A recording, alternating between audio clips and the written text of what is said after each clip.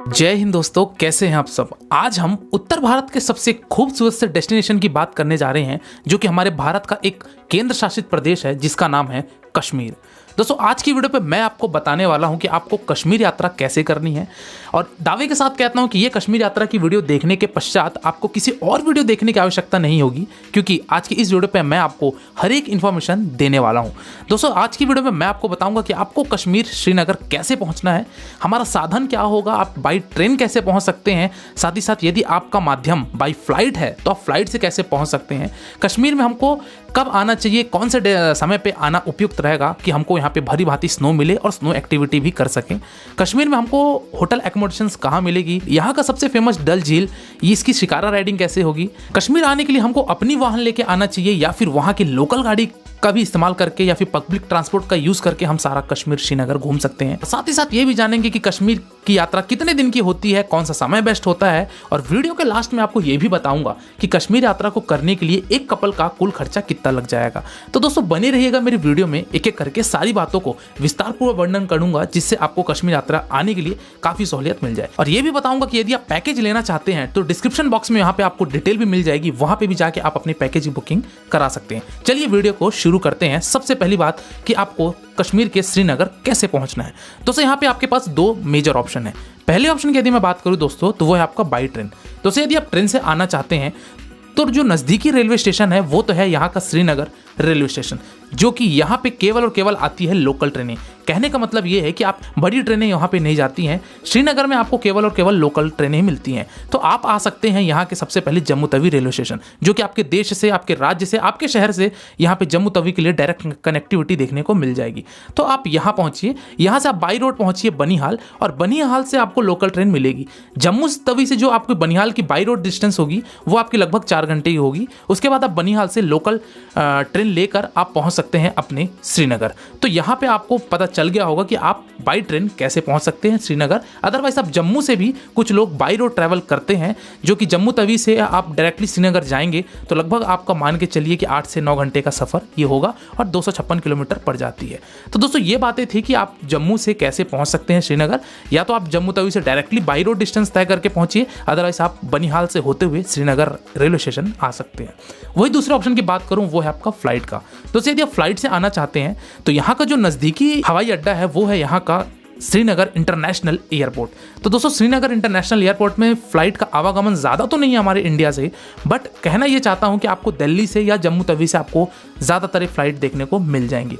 तो आप Srinagar international airport तक अपनी फ्लाइट की सुविधा देख सकते हैं। अदरवाइज चाहें तो आप जम्मू तवी तक भी देख सकते हैं, क्योंकि जम्मू में भी आपका एयरपोर्ट है, तो यहाँ पे भी आपको बहुत सारी कनेक्टिविटी देखने को मिल जाएगी। पुणे मुंबई तक आपको डायरेक्टली जम्मू के लिए फ्लाइट देखने को मिल जाएंगी। तो दोस्तों, ये बातें थी कि हम पहुंच चुके हैं श्रीनगर और हमारा साधन क्या होगा। चलिए आइए बात करते हैं कि हम श्रीनगर पहुंच चुके हैं, अब हमको श्रीनगर में होटल कहाँ लेना है, कैसे हम अपने होटल तक पहुंचे। दोस्तों, श्रीनगर एयरपोर्ट उतरने के बाद आप यहाँ आते हैं तो आपको यहाँ पे मिलती है प्रीपेड टैक्सी काउंटर। यहाँ से आप टैक्सी काउंटर से आप सारी पूरी ट्रिप अपनी ले सकते हैं। थोड़ा सा कॉस्टली पड़ता है, क्योंकि यहाँ पे ये गवर्नमेंट की टैक्सी बूथ है। यहाँ पे आप प्रीपेड टैक्सी पैसे पटाइए और अपना पूरा ट्रिप कर सकते हैं, जो कि 4 नाइट 5 डेज का है। तो अभी यहाँ पे है ये डल लेक, श्रीनगर का सबसे फेमस स्थान, और इस साइड पे रोड गई हुई है जिसको अपन डल लेक रोड बोलते हैं। और यहाँ पे लाइन से आपको ढेर सारे होटल्स देखने को मिल जाएंगे जहाँ पे आप स्टे कर सकते हैं। वही अगर दूसरे ऑप्शन की बात की जाए तो वो है आपका लाल चौक, या फिर आप चाहें तो डाउनटाउन में भी आप अपना स्टे बना सकते हैं। तो दोनों जगह आपको ऑप्शंस मिल जाते हैं, जहां आप एकोमोडेशन लेना चाहें वहां आप ले सकते हैं। तो दोस्तों, जो आपका डे नंबर 1 होता है वो आपका अराइवल डे होता है। कहने का मतलब ये है कि डे 1 आपका सिर्फ आने में ही लग जाता है, क्योंकि आप बाई रोड आएंगे जम्मू तवी से, या फिर श्रीनगर आते आते आपको शाम हो जाती है। तो उस रात आप जाइए अपने श्रीनगर पे अपने होटल पे विश्राम कीजिए, होटल में अपना स्टे कीजिए और आप पहली रात अपना इस तरीके से गुजार दीजिए। तो कुल मिला के आपका डे नंबर 1 कंप्लीट हो जाता है। अगली सुबह प्रातःकाल यानी कि डे नंबर 2 में आप प्रस्थान करेंगे कश्मीर के सबसे खूबसूरत से प्लेस, जिसका नाम है सोनमर्ग। दोस्तों, यहाँ पे आपको स्नो एक्टिविटी करने को देखने को मिलेगी। यहाँ पे दोस्तों बात करते हैं कि हमको सोनमर्ग कैसे पहुंचना है। तो यहाँ पे दोस्तों पहुंचने के लिए आपके पास 2 ऑप्शन है। एक तो ये कि आप पब्लिक ट्रांसपोर्ट के द्वारा जा सकते हैं, अदरवाइज आप पैकेज में जाना चाहते हैं या फिर आप पैकेज लेकर आए हुए हैं तो आप अपनी गाड़ी से जाहिर सी बात है जाएंगे।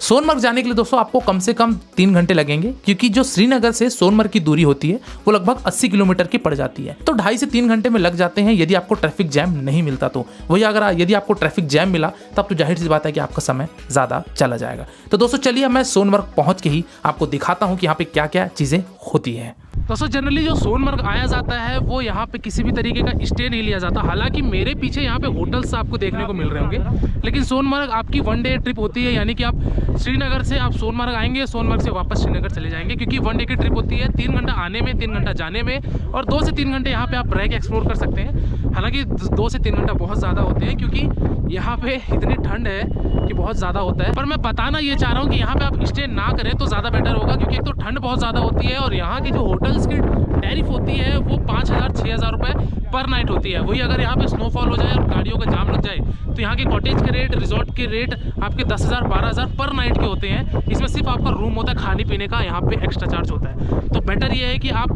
फटाफट से आइए और एक दिन में सारी चीज़ें करके नीचे चले जाइए, नहीं तो आपका एक्सपेंसेस बहुत ज़्यादा बढ़ जाएगा। तो ये सारी चीज़ें थी कि आपको सोनमर्ग में कैसे क्या चीज़ें करनी है।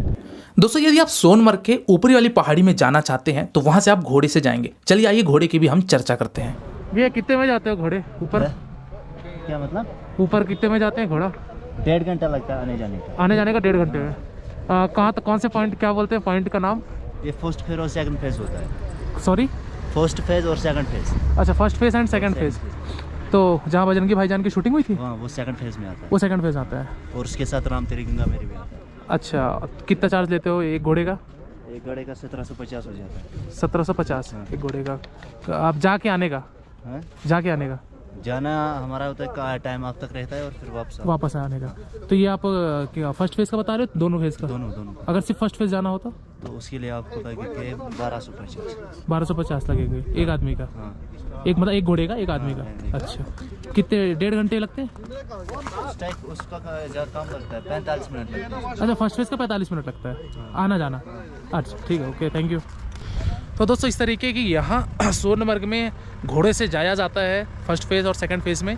तो यदि आप चाहो तो वहाँ भी जा सकते हो।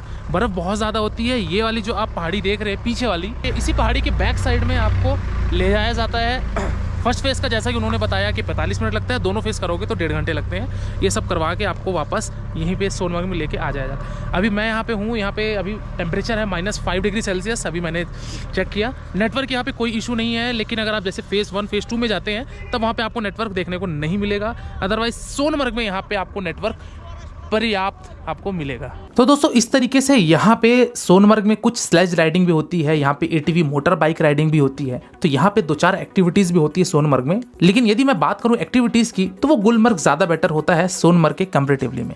तो दोस्तों इस तरीके से आप सोनमर्ग में यहाँ पे पूरा समय अपना दीजिए और शाम होते होते आप वापस चले जाइए, ताकि यहाँ पे ठंड आपको ज़्यादा मत लगे। यदि आप विंटर के टाइम पे आ रहे हैं तो यहाँ पे ठंड बहुत ज़्यादा बढ़ जाती है शाम के वक्त। तो दोस्तों मैं चल पड़ा यहाँ से 4 से 4:30 के बीच में अपने वापस श्रीनगर होटल के लिए, क्योंकि यहाँ पे स्टे लेना मुझे वर्थ नहीं लगा। साथ ही साथ यहाँ पे होटल्स की कॉस्ट भी महंगी होती है। चाहे आप पैकेज लेके भी आएँ तो आप सोनमर्ग में अपना स्टे मत लीजिएगा। तो दोस्तों हम इस तरीके से अपने होटल में पहुंचे। लगभग 3 घंटे की हमारी वापसी की भी यात्रा रही। आराम से हम घूमते फिरते हुए, व्यू देखते हुए हम श्रीनगर पहुंचे और डे नंबर 2 में अपने होटल में विश्राम किए और हमारा डे नंबर 2 इस तरीके से पूरा व्यतीत हो गया। अगली सुबह यानी कि प्रातःकाल डे नंबर 3 में दोस्तों हमको जाना है एक और नए गंतव्य पे, वो है यहाँ का गुलमर्ग। दोस्तों गुलमर्ग जाने के लिए आपको श्रीनगर से जो दूरी है वो लगभग 50 से 52 किलोमीटर की पड़ जाती है। कहने का मतलब ये कि 2 से 2.5 घंटे अगेन आपको लगेंगे श्रीनगर से गुलमर्ग। गुलमर्ग में भी दोस्तों यहाँ पे किसी भी तरीके का कोई स्टे आपको नहीं लेना है, क्योंकि गुलमर्ग में भी होटल्स हैं, टनमर्ग के पास होटल हैं, लेकिन वहाँ पे होटल्स काफ़ी ज़्यादा कॉस्टली आते हैं। तो मेरा ये सजेशन रहेगा कि अगेन आप वहाँ जाइए, गुलमर्ग पूरा दिन घूमिए और शाम को वापस आ जाइए, क्योंकि 2-2.5 घंटा बहुत बड़ी जर्नी नहीं होती है। चलिए आइए मैं बताता हूँ कि गुलमर्ग में क्या क्या एक्टिविटीज़ होती हैं और आपको स्नो सूट भी यहाँ लेना पड़ता है। यहाँ पे हमने ये स्नो सूट यहाँ पे आपको मिल जाती है रेंट पे। रेंट की अगर बात की जाए तो 350 रुपये मिलती है, बट आप बार्गेनिंग करवा के 300 रुपये में भी वो चीज़ें ले सकते हैं। तो यहाँ पे ले लीजिएगा, आपको गमबूट भी मिलता है और साथ ही साथ ये स्नो सूट और इसके साथ एक लगी होती है ये कैप, ये सारी चीज़ें मिलती है। तो यहाँ से आप परचेस करके आगे जाइए, क्योंकि आगे जाएंगे तो थोड़ा सा रेंट आपको महंगा मिलेगा। दोस्तों हम जैसे गुलमर्ग जा रहे थे, यहाँ पे आपको जो स्नो सूट जैसे मिलती है, मैंने बताया ये टनमर्ग में मिलती है और वो टनमर्ग में होटल की भी फैसिलिटी है। तो समटाइम्स जो टूरिस्ट चाहते हैं कि हमको टनमर्ग में स्टे चाहिए, वहाँ होटल ले सकते हैं। थोड़ी सी कॉस्टली होती है श्रीनगर की कंपैरेटिवली में, बट अभी जैसे ही आप टनमर्ग क्रॉस करेंगे तो यहाँ से आपको घाट सेक्शन शुरू हो जाते हैं, यानी कि चढ़ाइयाँ शुरू हो जाती हैं। चलिए मैं आया आपको दिखाता हूँ कि यहाँ पे घाट भी शुरू हो चुके हैं और यहाँ पे बहुत सारी बर्फ भी है। चलिए दिखाता हूँ। तो बात की जाए गुलमर्ग में होने वाली एक्टिविटीज की, तो दोस्तों यहाँ पे सबसे पहले होता है गोंडोला राइड। गोंडोला राइड यानी कि कहने का मतलब ये है कि अगर हम उसको हिंदी टर्म में बोले तो वो होता है रोप वे या फिर केबल कार या फिर जिसको उड़न खटोला भी बोलते हैं। दोस्तों यहाँ पे एक्चुअली 2 फेज होते हैं। यहाँ पे गुलमर्ग में एक होता है फेज 1 जो कि आपका गुलमर्ग से कुंगडोर तक जाता है, दूसरा फेज आपका जाता है कुंगडोर से अपर्वत। तो इस तरीके की यहाँ पे आप ऑनलाइन टिकट निकाल के आइए। आगे मैं आपको डिटेल देता हूँ कि कैसे मैंने टिकट निकाला। दोस्तों यहाँ पे पीछे ये ऑफिस है हमारा, टिकट काउंटर ऑफिस, जो कि आपका गोंडोला से कुंगडोर और कुंगडोर से अपर्वत तक जाती है। लेकिन हमने ऑनलाइन टिकट निकाल रखी थी। हमारी ऑनलाइन टिकट पड़ी है एक पहले फेज़ की, जो अगर आप जाते हैं तो वो 740 रुपये की पड़ती है। और यदि आप दोनों फेज़ जाते हैं यानी कि फेज़ 1 फेज़ 2 जाते हैं तब आपकी 950 रुपये की वो सेकंड फेज़ की टिकट पड़ती है। यानी कि दोनों की टिकट का कैलकुलेशन किया जाए तो अराउंड आपका 1690 रुपीज़ पड़ती है और आप दोनों फेज़ की केबल कार राइडिंग कर लेंगे। तो आप ऑनलाइन निकलवा के आइए, ज़्यादा बेटर होगा। डिस्क्रिप्शन बॉक्स में यहाँ पे आपको वेबसाइट दिख रही है, यहाँ पे जाके आप अपनी बुकिंग करवा लीजिए। अदरवाइज़ यहाँ पे बहुत ज़्यादा लंबी लाइन लगी नहीं पड़ेगी। ये हमारी टिकट होती है, इस तरीके की आपको टिकट का प्रिंट मिलेगा। तो आप ऑलरेडी अपनी टिकट करवा लीजिए। इसमें आपकी दोनों फेज़ की डिटेल होती है, तो आप ऑनलाइन टिकट करवा के आएँ तो ज़्यादा बेटर होगा। अदरवाइज़ यहाँ पे आपको केबल कार की डायरेक्टली लाइन देखने को मिलेगी। ये ऑफिस है, तो आप ये सब करवा के आएंगे तो मेरे ख्याल से ज़्यादा बेटर होगा। चलिए आइए मैं दिखाता हूँ कि अभी क्या क्या हमको और प्रोटोकॉल्स फॉलो करने हैं। तो दोस्तों इस तरीके की लाइन यहाँ पे आपको देखने को मिलेगी यदि आप अपने टाइम स्लॉट पे आते हैं। तो यहाँ पे एक चीज़ आने के बाद मुझे एक और चीज़ की जानकारी मिली कि वर्तमान समय पे अभी पूरी ऑफलाइन टिकट बंद कर दिया गया है, केवल और केवल ऑनलाइन ही आप निकलवा के आइए। तो दोस्तों वेबसाइट मैंने बता दी है, उस वेबसाइट में जाके आप अपने ऑनलाइन टिकट निकाल के आइए। यहाँ पे लाइन में लगिए, लाइन में आपको लगभग आधे घंटे लगेंगे, आपका टर्न आएगा। यहाँ पे आपको गुलमर्ग गोंडोला राइड के कुछ यहाँ पे प्रोज एंड कॉन्स दिए हुए हैं जिसको आपको पढ़ना बहुत ज़्यादा अनिवार्य है। ये करने के बाद जैसे ही आप अपनी टिकट चेक करा के पहुँचेंगे यहाँ पे अपने रोप वे के पास, यानी कि गोंडोला राइड करने के लिए यहाँ पे आप बैठिए, बैठ के आप चल पड़ेंगे अपने फेज़ 1 की तरफ। फेज़ 1 दोस्तों हमारा होता है गुलमर्ग से हमारा कुंगडोर तक। तो हम पहुँचेंगे पहले गुलमर्ग से कुंगडोर और फिर वहाँ से कुंगडोर से अपर्वत तक जाएंगे। चलिए आइए मैं दिखाता हूँ कि फेज़ 1 में क्या क्या चीज़ें होती हैं। दोस्तों अभी हम लोग यहाँ से चालू कर गए हैं अपना गोंडोला राइड। गोंडोला राइड यानी कि एक प्रकार से जैसे केबल कार होती है उसी को बोला जाता है। साथ ही साथ यहाँ पे आपको पहले फेज हम अभी जा रहे हैं, पहला फेज शुरू होता है दोस्तों आपका गुलमर्ग से शुरू होकर जाता है वो कुंगडोरी तक। कुंगडोरी तक वो पहला फेज होता है। पहले फेज में आपको उतारा जाएगा, वहां आप एंजॉय कीजिए और उसके बाद दूसरे फेज में जाएंगे जो कि आपका कुंगडोरी से कहलाता है आपका अपर्वत तक। तो अभी हम लोग जो पहले फेज में चल रहे हैं, आप देख सकते हैं मेरे पीछे से जो व्यू है बहुत ही शानदार दिख रहा है। यानी कि आपको पूरा यहाँ से गुलमर्ग का, यहाँ घाटियों का बहुत ही शानदार नज़ारा देखने को मिलेगा। तो ये आप एक्सपीरियंस जरूर लीजिएगा। एक्चुअली एक केबल कार में यानी कि एक केबल कार केबिन में टोटल 6 लोगों को बैठाया जाता है, लेकिन हम यहाँ पे 3 दोस्त थे, तभी हम लोग को फिलहाल 3 सेपरेटली दे दिया गया है। दोस्तों यहाँ पे ये है फेज़ 1 का आपका स्नो वाला एरिया, जहाँ पे बहुत सारी एक्टिविटीज़ होती है, लाइक स्कीइंग होती है, ट्यूब राइडिंग होती है, स्लज राइडिंग होती है। बट यहाँ पे मैं ये कहना चाहूँगी बार्गेनिंग बहुत ज़्यादा होता है। तो यदि आपके अंदर कैपेबिलिटी है तो आप बार्गेनिंग ज़्यादा से ज़्यादा करवा लीजिए, क्योंकि यहाँ के रेट थोड़े हाई फाई ज़रूर होते हैं। दोस्तों ये करने के पश्चात मैं चल पड़ा अपने फेज़ 2 की तरफ। अगेन मैं यहाँ पे फेज़ 1 के रोप वे में आया, बैठा और मैं चल पड़ा अपने फेज़ 2 की तरफ। दोस्तों अभी हम फेज़ 2 में केबल कार में बैठ चुके हैं और अभी हम जा रहे हैं कुंगडोरी से अपर्वत तक।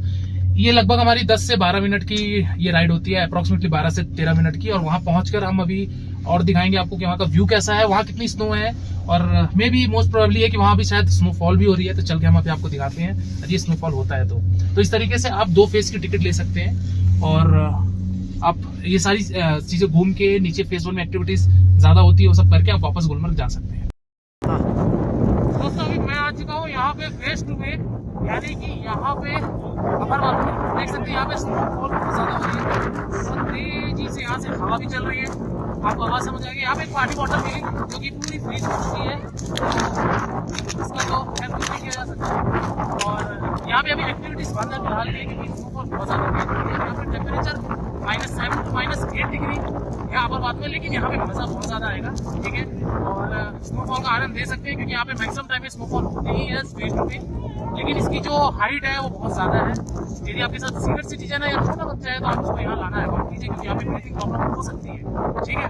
तो चलिए अभी मैं कुछ आपको सीन दिखा देता हूँ। अब फिलहाल अभी अपना कार्ड रखता हूँ, लेकिन ठंड के हमारे यहाँ पे हमारी कार निकल सकती है। दोस्तों एक चीज़ का ज़रूर ध्यान दीजिएगा कि ये यहाँ फेज़ 2 में है तो बहुत ज़्यादा खूबसूरत, यहाँ का पूरा हिमालय पर्वत सुंदर है, बट यदि आपके साथ बड़े बुजुर्ग हैं या फिर बच्चे हैं तो आप केवल और केवल फेज़ 1 तक ही टिकट लीजिए, क्योंकि फेज़ 2 में यहाँ पे ऑक्सीजन प्रॉब्लम डेफिनेटली होती है। तो हमको जब होने लगी तो जाहिर सी बात है कि यदि आप सीनियर सिटीजन हैं तो आपको प्रॉब्लम होगी। तो आप ऑनलाइन टिकट केवल फेज़ 1 का ही निकाल के आप जाइए, वहाँ अपनी सारी एक्टिविटीज़ कर सकते हैं जो भी आप ये नीचे देख रहे हैं। तो इस तरीके से आप आराम से घूम फिर के गुलमर्ग से वापस आ जाएंगे, क्योंकि गुलमर्ग हमारा फेमस है गोंडोला राइडिंग के लिए और वहाँ की स्नो एक्टिविटीज़ के लिए। तो दोस्तों ये गुलमर्ग घूमने के पश्चात मैं पहुंचा अपने वापस होटल श्रीनगर, और हमारा डे नंबर 3 भी इस तरीके से पूरा व्यापन हुआ। अगली सुबह दोस्तों हमको निकलना है अगले गंतव्य पे, यानी कि डे नंबर 4 में दोस्तों हम अर्ली मॉर्निंग चेकआउट किए होटल से और हम निकल पड़े वहां के एक और खूबसूरत से डेस्टिनेशन जो कि था हमारा पहलगाम। दोस्तों डे नंबर 4 मेरा पहलगाम में स्टे होने वाला था, यानी कि नाइट स्टे भी मैं वहां लेने वाला था। पहलगाम जाते समय दोस्तों आपको बहुत सारी चीज़ें देखने को मिलेगी रास्ते में, क्योंकि हम यहाँ पे पुलवामा होते हुए हम पहलगाम पहुँचेंगे। श्रीनगर से पहलगाम की जो दूरी है वो लगभग 100 किलोमीटर की है। लगभग आपको 3 से 3.5 घंटे लगेंगे। स्टेट हाईवे है, कहीं भी आपको घाट सेक्शन देखने को नहीं मिलेगा। चलिए आइए मैं बताता हूँ कि रास्ते में आपको क्या क्या चीज़ें देखने को मिलेंगी। पुलवामा के पास, यानी कि जब हम श्रीनगर से पहलगाम जाते हैं तो यहाँ पे बहुत सारी फैक्ट्रियाँ भी हैं, यानी कि बैट फैक्ट्री। यदि आप क्रिकेट के प्लेयर हैं और अगर आप बैट के शौकीन हैं तो यहाँ से आप रिजनेबल प्राइस में बैट भी ले सकते हैं, क्योंकि यहाँ पे जो बैट बन के जाती है हमारे इंडिया में, यहाँ से कश्मीरी बैट ही बन के जाती है। तो यहाँ पे बैट की फैक्ट्री है, तो यदि आप बल्लेबाजी करते हैं तो यहाँ आप ज़रूर आकर एक बार प्राइस एटलीस्ट पता कीजिएगा। आपको अगर अच्छा लगे तो आप ज़रूर यहाँ से लेके जाइए। तो जब आप पहलगाम जाएंगे तो अब आपको श्रीनगर से पहलगाम के बीच में, जैसा कि मैं अभी जा रहा हूँ, तो बीच में यहाँ पे आपको ओरिजिनल शॉप्स मिलेंगी, यानी कि खेती मिलेगी केसर की। तो यहाँ पे केसर के शॉप होते हैं, शिलाजीत के शॉप होते हैं और ड्राई फ्रूट्स की यहाँ पे बहुत सारी शॉप होती है। तो यहाँ से आप खरीद सकती हैं। केसर के रेट यहाँ पे अगर बात की जाए तो 1 ग्राम का लगभग 200 रुपये होता है। तो अगर आप ये सब परचेस करना चाहें तो कर सकते हैं। यहाँ पे लाइन से ढेरों सारी यहाँ दुकानें हैं और मैं अभी फ़िलहाल चल रहा हूँ। यहाँ से सीधा जाऊँगा अभी पहलगाम पहुँच के दिखाऊँगा कि वहाँ कौन कौन से साइट सीइंग आपको एक्सप्लोर करनी है। फिलहाल का ये नेशनल हाईवे अभी फ़िलहाल प्लेन है।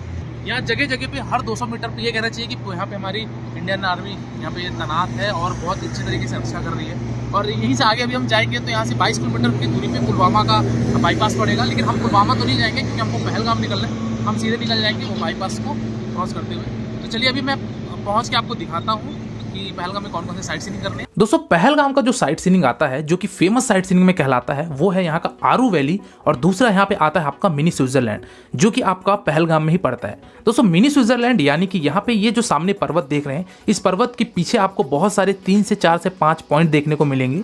वहाँ पे जाने के लिए दोस्तों आपको यूज़ करना पड़ेगा घोड़ा, और घोड़े से आप जाएंगे तब जाके आपकी ये सारी पॉइंट्स कवर होंगी।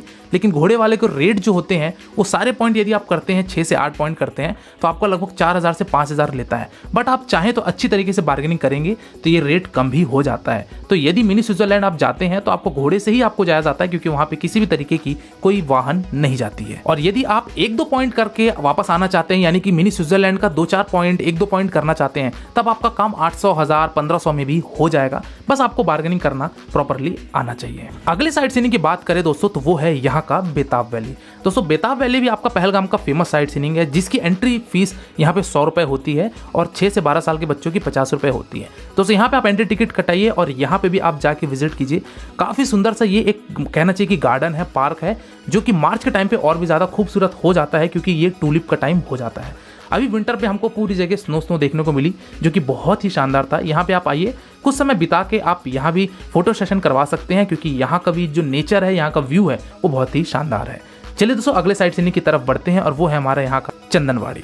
इस टाइम पे मैं हूँ अभी यहाँ पे पहलगाम के चंदनवाड़ी में, यानी कि जो अगला स्पॉट हमारा कहलाता है ये चंदनवाड़ी कहलाता है। चंदनवाड़ी में दोस्तों अभी फिलहाल स्नोफॉल हो रही है और ये जो आप नज़ारा देख रहे हैं ये एक्चुअली विंटर के टाइम पे ही देखने को मिलेगा।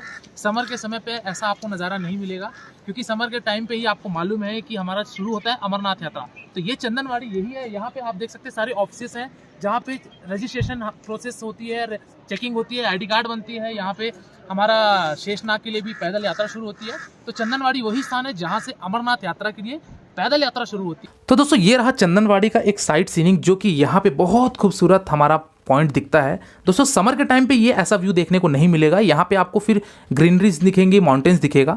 चलिए दोस्तों अगले साइट सीइंग की बात की जाए पहलगाम की, तो वो है यहाँ का राफ्टिंग पॉइंट। दोस्तों पहलगाम का अगला साइट सीइंग आता है, यहाँ पे राफ्टिंग पॉइंट बोला जाता है। एक्चुअली ऊपर रोड है, हम लोग यहाँ से नीचे आ गए हैं।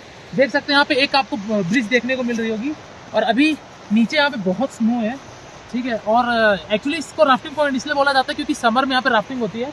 अभी का सिचुएशन ऐसा हो चुका है पहलगाम का कि यहाँ पे जो ये रिवर है इसको लीडर रिवर बोला जाता है। लीडर रिवर भी जम चुकी है। आइए मैं आपको दिखाता हूँ, ठीक है। मैं अपनी गोप्रो का इस्तेमाल करता हूँ क्योंकि ये तो वाटर प्रूफ है। ये देखिए दोस्तों, यहाँ पे ये पूरा जम चुका है। इवन ये टूट भी नहीं रहा, इतना हार्ड है। थोड़ा सा वहाँ पे शायद अंदर पे टूटेगा, बट यहाँ पे तो ये नहीं टूट रहा है, ये पूरा जम चुका है यहाँ पे। तो दोस्तों ये आप अगर विंटर पे आते हैं तो ये सारे अनोखी चीज़ें आपको विंटर में ही देखने को मिलेंगी कि आपका रिवर ही जम जाए। लीडर रिवर, ये एक्चुअली लीडर रिवर यहाँ से निकलती है और जम्मू तवी में जाके तवी नदी पे मिल जाती है। दोस्तों अगली इंपॉर्टेंट बात करते हैं कि यदि आप कश्मीर की ट्रिप में आ रहे हैं या फिर अगर आप श्रीनगर घूमने आ रहे हैं तो बात ये आती है कि यहाँ पे सिम कौन सा काम करता है।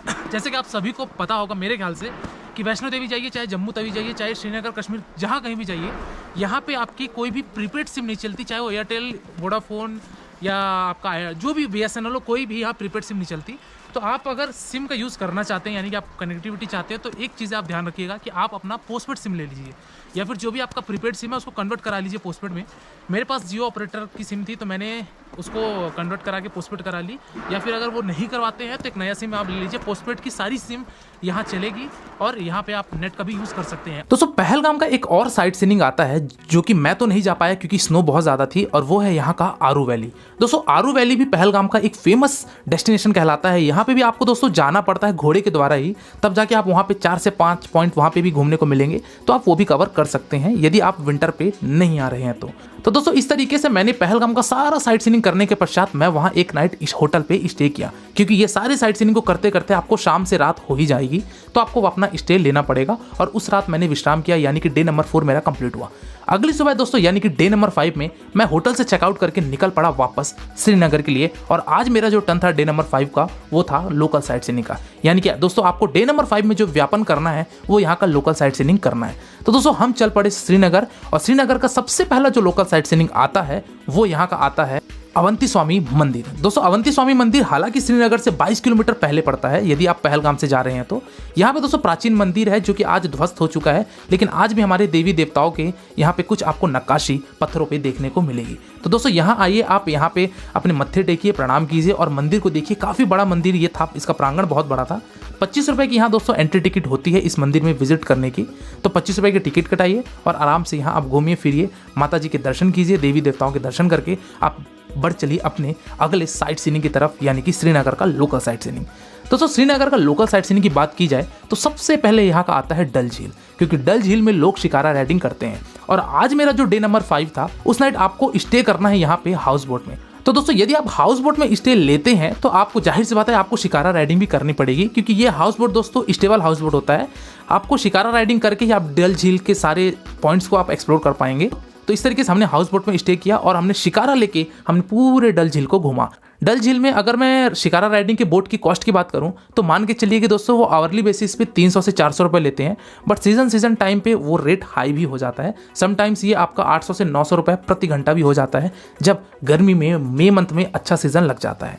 तो दोस्तों ये सारी चीज़ें डिपेंड करती है होटल की, गाड़ियों की, हाउस बोट की कि सीज़न है या ऑफ सीज़न है। अगर मैं सीज़न की बात करूँ दोस्तों तो मान के चलिए कि आपका जो सीज़न लगता है वो क्रिसमस के टाइम पे, और दूसरा जो आपका टाइम लगता है वो है आपका समर वाला टाइम, यानी कि अप्रैल से लेकर जून तक का। ये टाइम पीरियड में बहुत ज़्यादा रश होता है। इनको छोड़ के अगर आप आएंगे तो आपको हर चीज़ें सस्ती मिलेगी। हाँ चलिए दोस्तों श्रीनगर के अगला लोकल साइट सीइंग की बात करते हैं, वो है यहाँ का मुगल गार्डन, यानी कि शालीमार बाग जिसको बोला जाता है। यहाँ पे भी दोस्तों आपको एक पार्क देखने को मिलेगा। हालांकि टूलिप का टाइम नहीं होने से इसकी खूबसूरती उतनी हमको नहीं मजा आई, बट आप मार्च के बाद जाएंगे तो यहाँ पे आपको बहुत ही अच्छा यहाँ का व्यू देखने को मिलेगा। दूसरा आपका साइट सीइंग आता है श्रीनगर का, वो है यहाँ का टूलिप गार्डन, जो कि अभी बंद होता है। ये आपका मार्च 15 के बाद खुलेगा, तो यहाँ पे आप विजिट करके अपना टाइम दे सकते हैं। श्रीनगर के अगले लोकल साइट सीइंग की अगर मैं बात करूं दोस्तों तो वो है यहाँ का मुगल गार्डन चश्मेशाही। दोस्तों चश्मेशाही गार्डन भी यहाँ है, जिसकी एंट्री टिकट आपकी 24 रुपये होती है। यहाँ पे आप जाइए, यहाँ विजिट कीजिए, यहाँ भी फोटो शूट कराइए। और इसी तरीके से मुगल गार्डन एक निषाद बाग भी आता है जिसको निषाद गार्डन बोला जाता है। वहाँ भी जाके आप अपने सारी चीज़ें घूम सकते हैं, फिर सकते हैं। और आप उस रात आइए, अपना हाउस बोट में स्टे कीजिए, होटल में अपना स्टे कीजिए और अगली सुबह यानी कि डे नंबर 6 जो आपका होगा वो लास्ट डे होगा आपका डिपार्चर श्रीनगर एयरपोर्ट के लिए या फिर श्रीनगर आपका रेलवे स्टेशन के लिए। तो दोस्तों इस तरीके से 5 नाइट 6 डेज की यात्रा ये रहेगी आपकी, जिसमें आपका गुलमर्ग, सोनमर्ग, श्रीनगर और पहलगाम ये सारा कवर होगा। दोस्तों यदि आप पैकेज लेना चाहते हैं तो डिस्क्रिप्शन बॉक्स में आपको एक डिटेल मिल रही है, वहां जाके आप कॉलिंग करिए, यात्रावश की टीम आपको डील करेगी और आपको पैकेज जो भी कॉस्ट होंगे वो आपको बता देगी। इस तरीके से दोस्तों आप श्रीनगर पूरा घूम सकते हैं। चलिए लास्ट बात करते हैं और अंतिम बात करते हैं कि श्रीनगर यात्रा को करने के लिए आपको एक कपल का कुल खर्चा कितना लग जाएगा। तो दोस्तों यदि मैं बात करूं कि यदि आप ऑफ सीजन में आते हैं और यदि आप मॉडरेट होटल में रुकते हैं यानी कि डिलक्स होटल में रुकते हैं तो मान के चलिए कि आपका एक कपल का कॉस्ट जो आएगा वो लगभग 30,000 से 32,000 का आएगा। वही अगर मैं बात करूं कि यदि आप सुपर डिलक्स होटल लेते हैं तो जाहिर सी बात है कि आपका 4 से 5,000 रुपये इंक्रीज होता जाएगा। 3 स्टार प्रॉपर्टी लेंगे तो और महंगा होगा, 4 स्टार लेंगे तो और महंगा होता जाएगा। कुल मिला के यदि कपल की बात की जाए तो 30,000 से 35,000 रुपये आपका श्रीनगर टू श्रीनगर आराम से ये सारा कंप्लीट पैकेज हो जाएगा। इसमें आपका रहना, खाना और सेपरेट गाड़ी आपको कपल के लिए दी जाएगी। तो इस तरीके से खर्चा आपका होगा। तो दोस्तों ये रहा कश्मीर यात्रा का संपूर्ण वर्णन। इसके बाद भी दोस्तों यदि आपको कोई डाउट है या यदि आपको मन में कोई प्रश्न है तो आप मेरे इंस्टाग्राम यात्रावश आईडी में विजिट करके जो भी आपके प्रश्न है वो मुझसे पूछिए। डेफिनेटली आपको मेरे द्वारा या मेरी टीम के द्वारा आपको दिया जाएगा। और आप किसी दूसरे वीडियो में खो जाएं इससे पहले आप मेरे चैनल यात्रावश को सब्सक्राइब कीजिए। आज की वीडियो में दोस्तों फिलहाल इतना ही, मिलते हैं फिर एक नई वीडियो में एक नई यात्रा के साथ। तब तक के लिए शुक्रिया। जय Hind. Wish you safe, comfortable and happy journey.